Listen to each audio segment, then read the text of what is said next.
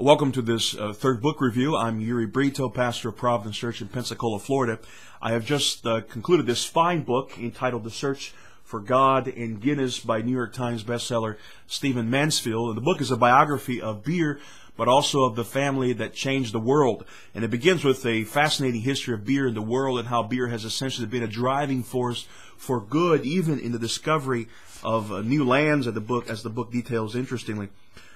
Mansfield says that beer helped to shape entire civilizations and often conditioned the critical decisions they made. I think you'll find this as a synopsis of the book, and you see as the book unfolds that this is a reality and a good summary of the entirety of the book and the history of the Guinness family. Mansfield in the book traces the Guinness family from its founding days, from Arthur Guinness to its modern day, and he establishes the trajectory of this family.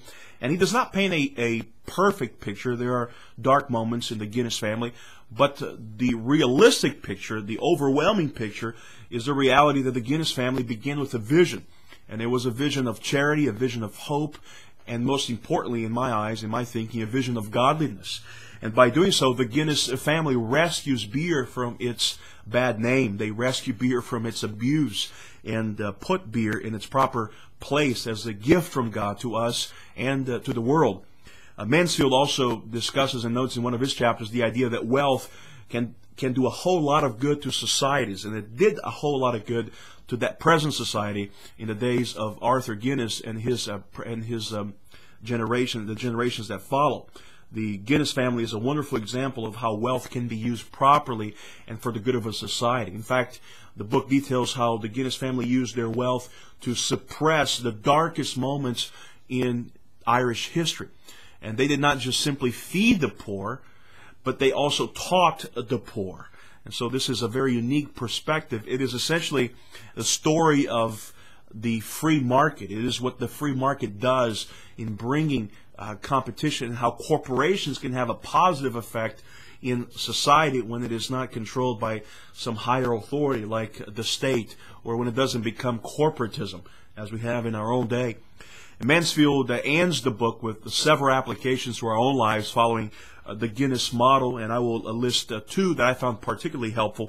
First, he says that an example, an application we can gain from the Guinness family is that they learn to discern the ways of God for life and for business. The Guinness family has historically been divided into brewers, those in the beer business, to ministers and missionaries, those in the God business, and bankers, as Mansfield said, those in the gold business.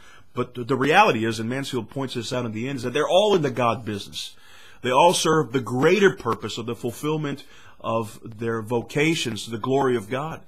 And Mansfield says that what made the Guinness family so influential is that they had a commitment to follow the will of God in their own lives. And the Guinnesses did not think that they were brought unto earth, that they were given this financial success for their own benefit, though some of them probably thought in these terms, but the majority thought that the gifts that they had received were for the sake of others.